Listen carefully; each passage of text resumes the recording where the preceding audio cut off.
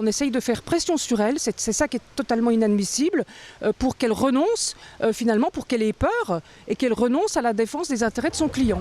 Dans l'actualité en bref de ce jeudi, la colère des avocats, greffiers et magistrats rassemblés sur le parvis du tribunal judiciaire d'Épinal.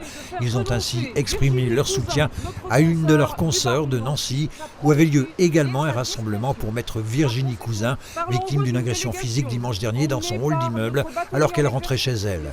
Deux individus masqués lui ont en effet asséné des coups de poing au visage. Ces agresseurs qui ont pris la fuite lui ont reproché de prendre l'argent au club de football de l'AS Nancy-Lorraine alors qu'elle défend des salariés licenciés économiques au prud'homme. L'avocate a déposé plainte, le parquet de Nancy a ouvert une enquête pour violence aggravée. En janvier dernier déjà, des menaces de mort et une croix gammée avaient été taguées sur la porte de son domicile.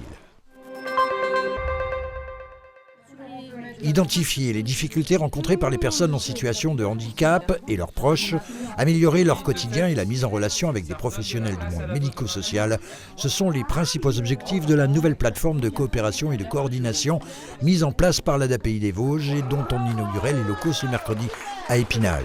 Un projet initié par l'association des parents et amis de personnes handicapées. Le lieu sera doté d'un espace d'écoute et d'un standard téléphonique qui permettra d'accompagner et d'orienter au mieux. Une plateforme pour permettre également d'offrir un peu de répit aux aidants.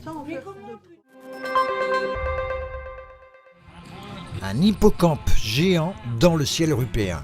Une création originale du club de cerf-volant Esther de Villers-lès-Nancy, venu dans les Vosges dimanche dernier participer à la 11e édition du festival Éoliade, à l'invitation du club local de parapente des 4 Vents, organisateur de l'événement.